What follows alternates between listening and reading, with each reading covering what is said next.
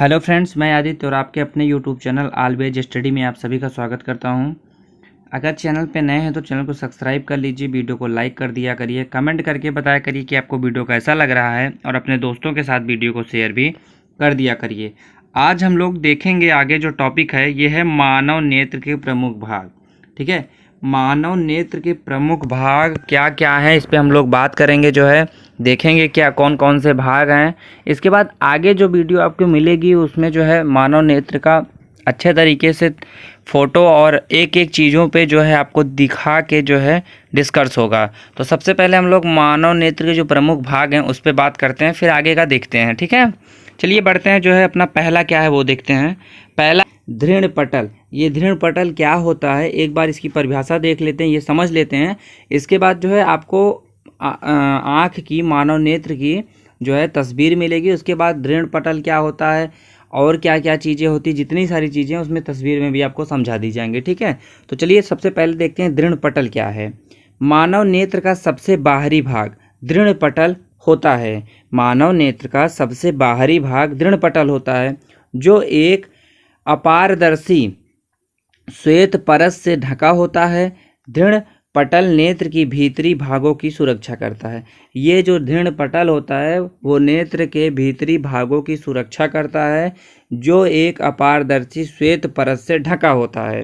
ठीक है, मानव नेत्र का सबसे बाहरी दृढ़ पटल होता है। ठीक, सबसे बाहरी कौन सी पटल होती है तो वो है दृढ़ पटल। ठीक, दृढ़ पटल होती है। आगे देखते हैं अगला क्या है, ये पहला हुआ। आगे और देखते हैं हम लोग जो है, अब वो है रक्तक पटल।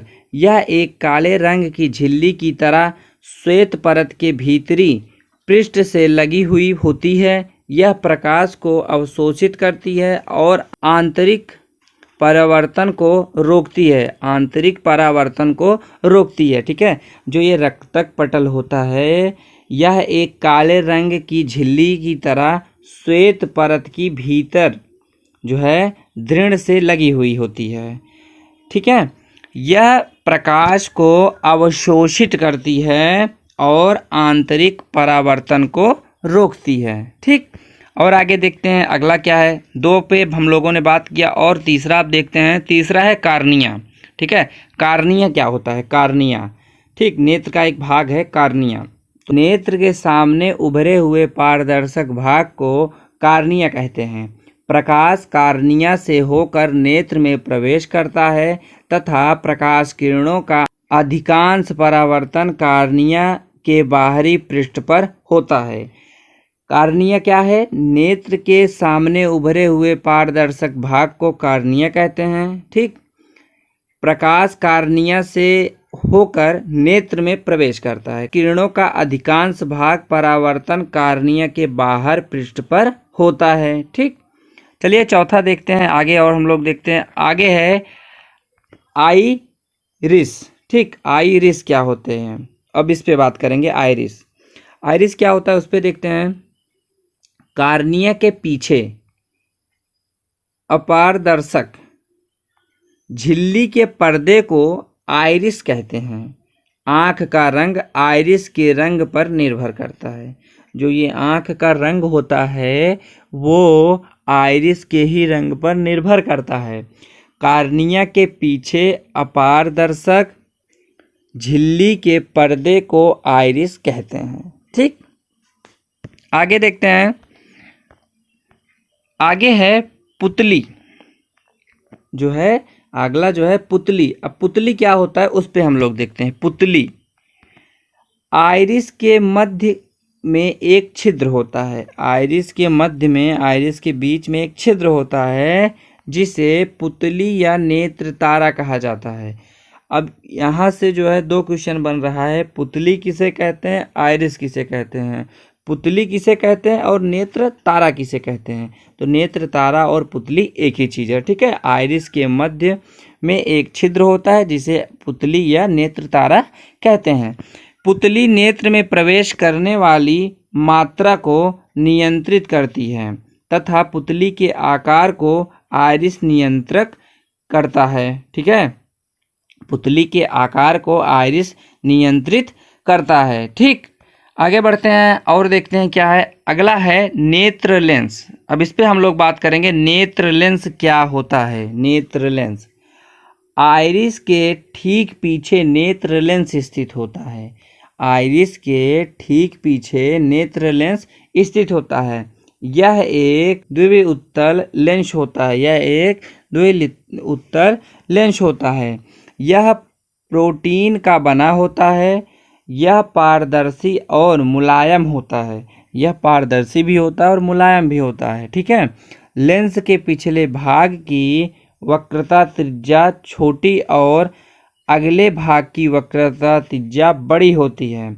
जो ये पीछे की भाग की वक्रता त्रिज्या होती है वो छोटी होती है और आगे की भाग की जो है वो बड़ी होती है इसकी त्रिज्या। लेंस के पदार्थ का अपवर्तनांक लगभग 1.44 होता है। किस लेंस की बात हो रही है? नेत्र लेंस की। ठीक, आगे बढ़ते हैं और देखते हैं क्या है। आगे है, अगला है पक्षमाभि मांसपेशियां। अगला है पक्षमाभि मांसपेशियां। अब ये क्या होता है इस पे हम लोग बात करेंगे। नेत्र लेंस मांसपेशियों की सहायता से नियंत्रित होती है। नेत्र लेंस जो है ये मांसपेशियों की सहायता से नियंत्रित होती है, जिसे पक्षाम्भी मांसपेशियां कहते हैं। ठीक, इसे जो है पक्षाम्भी मांसपेशियां कहते हैं। मांसपेशियों की सहायता से नेत्र लेंस की फोकस दूरी कम या अधिक की जा सकती है। जो ये मांसपेशियों की सहायता से ही नेत्र लेंस की जो फोकस दूरी होती है ये कम और ज़्यादा यहीं से की जा सकती है। ठीक, आगे बढ़ते हैं और देखते हैं। अगला है रेटिना। रेटिना क्या होता है, अब हम लोग इस पे बात करेंगे रेटिना पे। तो रेटिना क्या होता है वो देखते हैं। रक्तक पटल के नीचे तथा नेत्र के सबसे आंतरिक भाग में दृष्टि नाड़ियों से बना एक पर्दा होता है, जिसे रेटिना या दृष्टिपटल कहते हैं। रेटिना को ही दृष्टिपटल या रेटिना कहा जाता है। ठीक है, और देखते हैं इस पर्दे पर शंक्वाकार एवं दंडाकार दो प्रकार की प्रकाश संवेदी कोशिकाएं होती हैं। प्रकाश संवेदी कोशिकाएं होती हैं जो क्रमशः प्रकाश के रंग तथा तीव्रता के लिए सुगाही होती हैं। तो ये रेटिना का कार्य हुआ। रेटिना का कार्य क्या है? रक्तक पटल के नीचे तथा नेत्र के सबसे आंतरिक भाग में दृष्टि नाड़ियों से बना एक पर्दा होता है, जिसे रेटिना या दृष्टिपटल कहते हैं। इस पर्दे पर शंक्वाकार एवं दंडाकार दो प्रकार की प्रकाश संवेदी कोशिकाएं होती हैं जो क्रमशः प्रकाश के रंग तथा तीव्रता के लिए सुगाही होती हैं। ठीक, अगला देखते हैं जलीय द्रव्य। कार्निया और नेत्र लेंस के मध्य एक पारदर्शी द्रव्य भरा होता है जिसे जलीय द्रव्य कहते हैं। जलीय द्रव्य किसे कहते हैं? कार्निया और नेत्र लेंस। ठीक है, कार्निया जो होती है और नेत्र लेंस जो होता है उसी के बीच में एक पारदर्शी द्रव्य भरा होता है जिसे जलीय द्रव्य कहा जाता है।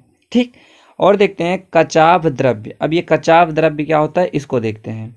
नेत्र लेंस और रेटिना के मध्य, नेत्र लेंस होता है और रेटिना उसके बीच में एक पारदर्शक द्रव्य भरा होता है। एक पारदर्शक द्रव्य भरा होता है जिसे कचाभ द्रव्य कहते हैं। ठीक है पीत बिंदु।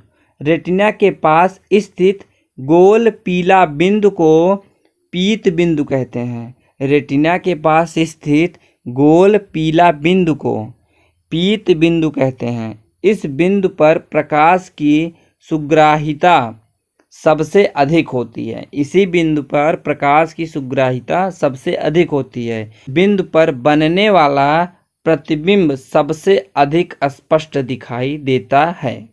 ठीक है, यहाँ पर पीत बिंदु पर ही जो है रेटिना के पास स्थित गोल पीला बिंदु को पीत बिंदु कहते हैं।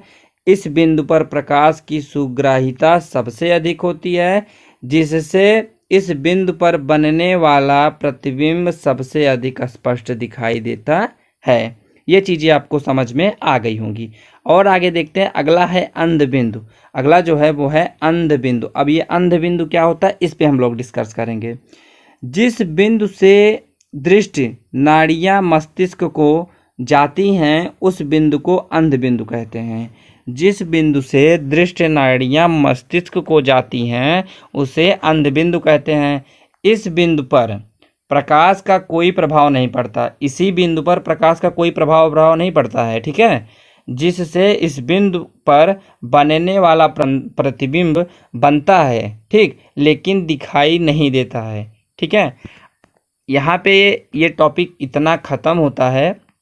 हाँ, आगे और भी जैसा रहेगा, जो भी इसके आगे बच रहा है, अभी एक बार मैं सोच रहा हूँ कि चित्र के साथ भी आपको ये सारे बिंदु, हर चीज़, जो चीज़ें भी बच रही हैं उनको बताया जाए। ठीक है, तो अगले वीडियो में इसके बारे में डिस्कस होगा।